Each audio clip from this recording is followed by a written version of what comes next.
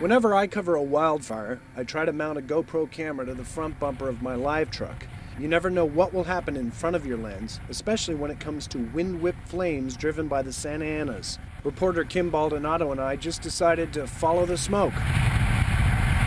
The wind was pushing the fire straight towards a hilly subdivision of homes. Here's the moment we pulled up to the 8,000 block of Barcelona Place. We wouldn't move the truck again for another 8 hours.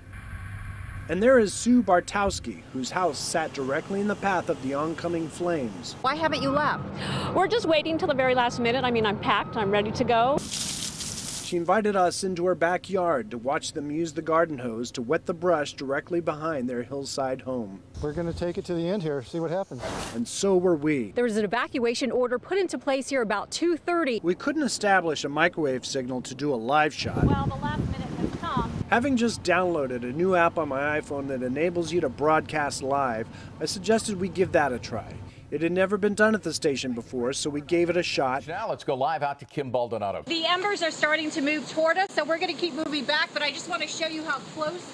And for the better part of the next hour, we covered a firefight live with nothing more than a cell phone. About an hour ago, there was a huge flare-up, and water-dropping choppers came by, and that put it down pretty quickly. I have not seen them since this latest flare-up.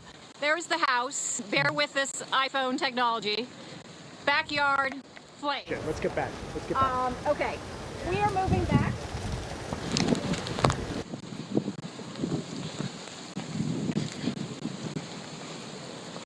It's amazing to me that we're getting any kind of a signal at all out from the location where Kim Baldonado is.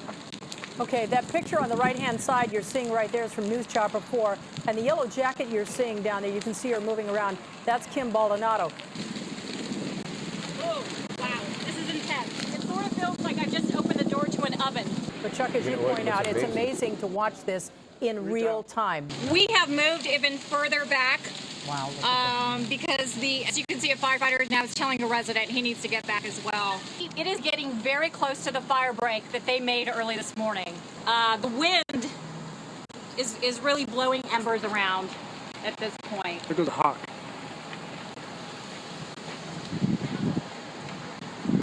Oh.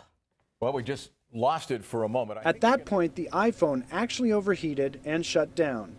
And as the flames pushed to the west, we had some time to congratulate the firefighters that saved this street of homes. But their work would continue well into the night. Sean Browning, NBC4 News.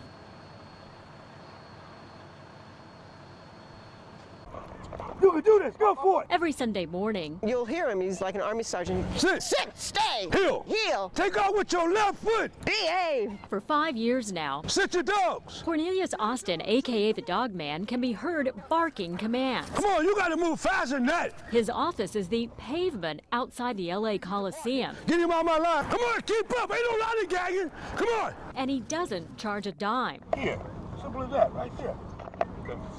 No, sit. Because this is my hobby. I love doing it. It's not about money all the time. If you love your dog, raise your hand. He trains dogs, mostly pit bulls, and their owners, Get into it. When he's looking up at you, feed, make them turns. sometimes 50 at a time. Man up front, heel. Dogs that can be aggressive. It's a strong dog. This dog's jaw can bite through anything. And as we see all too often, even dangerous in the wrong hands. The pit bull is not the problem. It's the people. They love their dogs and they kiss them and that's great, but it really doesn't help the dog to understand what's next. Get a dog a treat. Come on. The trick is to make the dogs do the job. They have to work, they have to run, they jump. You can do this.